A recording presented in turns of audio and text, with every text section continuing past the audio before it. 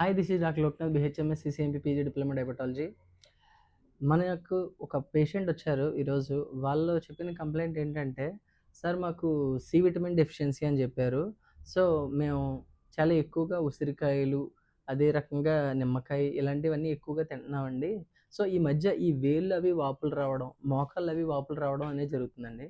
చాలా పెద్ద మిస్టేక్ అండి. సి విటమిన్ నేచురల్‌గా తీసుకోవడం ఎటువంటి తప్పు లేదు. కానీ దానికంటూ ఒక పరిమితి ఉంటుంది. అలా లిమిటెడ్‌గా తీసుకుంటేనే according to the doctor's advise లేదా డైటీషియన్ అడ్వైస్ ప్రకారం వెళ్ళాలి. లేకుండా ఇలా ఎక్కువగా తీసుకోవడం వల్ల ఇలాంటి కాంప్లికేషన్స్ వచ్చి ఫర్దర్‌గా అది గౌట్ అండ్ రుమటిక్ ఆర్థరైటిస్‌లో కూడా కన్వర్ట్ అవ్వడానికి ఛాన్సెస్ ఉన్నాయి. సో, ఇలాంటి మోర్ ఇన్ఫర్మేటివ్ వీడియోస్ కావాలన్నా, లైవ్ జెన్యూన్ హోమియోపతి కేసెస్ కావాలన్నా నా యొక్క ఛానెల్ సబ్స్క్రైబ్ చేసుకోండి యూట్యూబ్ అయితే. అండ్ ఇన్‌స్టాగ్రామ్ అయితే ఫాలో అవ్వండి. Thank you. ఈరోజు పోస్టుల కోసం చెప్పండి సార్. ఈవేళ పోస్టల్స్ వచ్చేసి వై రత్నకుమారి గారికండి, వేమగిరి అండ్ వీళ్ళ హస్బెండ్ సత్యప్రసాద్ గారికి అండ్ దేవి గారికి ముగ్గురికి కలిపి దీంట్లో పోస్టల్ పెద్ద పోస్టల్ వెళ్తుందండి ఇది వేమగిరి.